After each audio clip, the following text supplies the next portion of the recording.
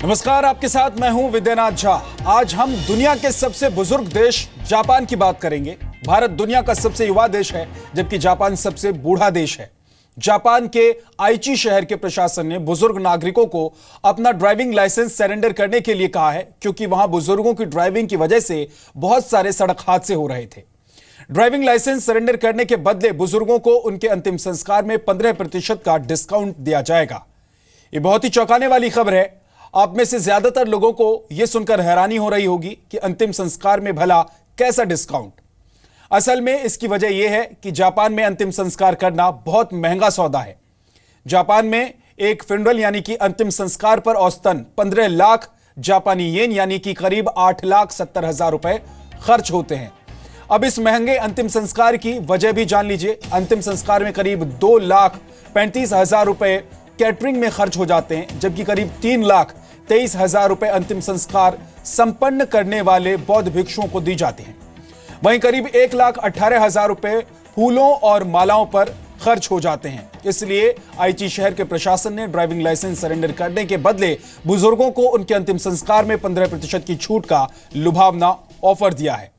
यहां हम आपको जापान के बुढ़ापे से जुड़े कुछ दिलचस्प आंकड़े भी दिखाना चाहते हैं। जापान में बुढ़ापा एक बहुत बड़ी समस्या है। जापान की कुल आबादी करीब 12 करोड़ 70 लाख है और इनमें से 65 वर्ष से ज्यादा उम्र के लोगों की संख्या 3 करोड़ 41 लाख है, जो कुल जनसंख्या का करीब 27% है। ऐसा अनुमान है कि 2050 तक जापान की करीब 36% आबादी बूढ़ी हो जाएगी और वर्ष 2060 आते आते जापान की 40% आबादी बूढ़ी यानी कि बुजुर्ग हो जाएगी। जापान में 65 वर्ष से ज्यादा की उम्र के 1 करोड़ 70 लाख लोग ऐसे हैं जिनके पास ड्राइविंग लाइसेंस है और इनमें से भी करीब 48 लाख लोग 75 वर्ष से ज्यादा उम्र के हैं। जापान में 2010 से लेकर 2015 तक के बीच 5 वर्षों में जनसंख्या में करीब 10 लाख की कमी आई है। इसकी वजह यह है कि जापान में बच्चों की जन्म दर बहुत गिर गई है। इसी का एक प्रभाव यह है कि वहां बुजुर्गों की संख्या तेजी से बढ़ रही है। आज हमने इस खबर पर बहुत रिसर्च किया और हमें कुछ और दिलचस्प आंकड़े देखने को मिले जो हम आपके साथ साझा करना चाहते हैं। जापान में 1995 में एक घर में औसतन 2.82 यानी कि कम से कम 2 लोग रहते थे। 2015 में यह औसत घटकर 2.39 हो गया, जबकि भारत में एक घर में औसतन 4.8 यानी कि कम से कम 4 लोग रहते हैं। इसके अलावा आपको जानकर हैरानी होगी कि जापान में करीब 5 करोड़ 20 लाख लोग ऐसे हैं जो अकेले हैं। ये पूरी जनसंख्या का 32.5% है। जापान में 15 वर्ष से ज्यादा उम्र के 32% पुरुषों ने शादी ही नहीं की है, जबकि जापान की 23% महिलाओं ने कभी भी शादी नहीं की। इसलिए जापान में बच्चे कम हैं और बूढ़े ज्यादा हैं।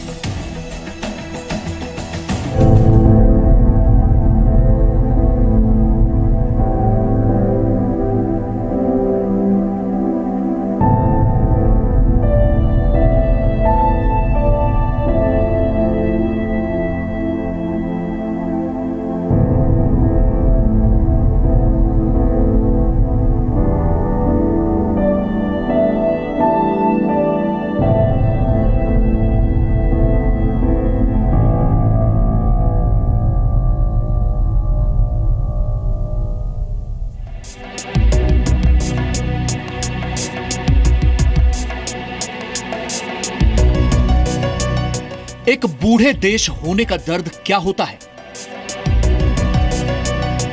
किसी व्यक्ति के बूढ़े होने का दर्द तो हमें पता है,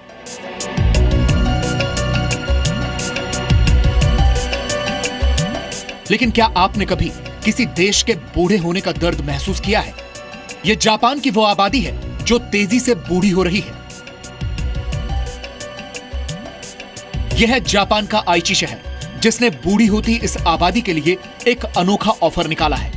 ऑफर यह है कि इन बुजुर्गों को उनके अंतिम संस्कार में होने वाले खर्च में 15% का डिस्काउंट मिलेगा। लेकिन शर्त यह है कि इन बुजुर्गों को अपना ड्राइविंग लाइसेंस सरेंडर करना होगा। इसकी वजह यह है कि हाल ही में एक 87 साल के बुजुर्ग ने गाड़ी चलाते हुए एक 6 साल के बच्चे को मार दिया था। कार चलाते हुए इन बुजुर्ग का नियंत्रण हट गया था, जिसकी वजह से उनकी कार स्कूली बच्चों की लाइन में घुस गई। आईची शहर में वर्ष 2016 में जितने भी सड़क हादसे हुए, उनमें 13% हादसों में 75 वर्ष से ज्यादा उम्र के लोग ड्राइवर थे। कई मामलों में बुजुर्ग लोग कार के एक्सीलेटर और ब्रेक पैडल के बीच फर्क भूल गए थे। बुजुर्गों को लाइसेंस सरेंडर करवाने की यह पहली कोशिश नहीं है। आईची शहर में पिछले साल नवंबर में पुलिस ने ऐसे बुजुर्गों को स्थानीय रेस्टोरेंट्स में नूडल्स पर छूट की पेशकश की थी, जो अपना लाइसेंस वापस कर देंगे। जापान कितना बूढ़ा देश है, इसका अंदाजा आप इस बात से लगा सकते हैं कि वहां करीब 55,000 लोग ऐसे हैं जो जिंदगी की पारी में शतक लगा चुके हैं।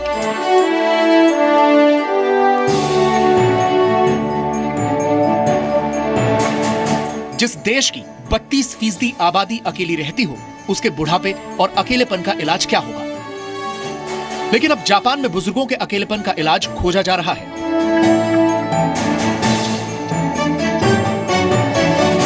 जापान में बुजुर्गों के लिए अब ऐसे क्लब बन रहे हैं जहां ये लोग कसिनो गैम्बलिंग से लेकर कई तरह के इंडोर गेम्स खेलकर अपना अकेलापन दूर कर सकते हैं। जापान में 40,000 से ज्यादा ओल्ड केयर मौजूद हैं। यहाँ ज्यादातर लोग डिमेंशिया और अल्जाइमर्स की बीमारी से पीड़ित हैं। मुझे किसी से बात किए हुए कई दिन बीत जाते हैं। ये काफी डिप्रेसिंग है, लेकिन यहाँ आकर मुझे बात करने और खेलने का मौका मिलता है। लेकिन जापान के बुजुर्ग लोगों के अकेलेपन का इलाज सिर्फ ये क्लब ही नहीं है, बल्कि अब जापान में बुजुर्गों के लिए रोबोटिक खिलौने भी बनाए जा रहे हैं।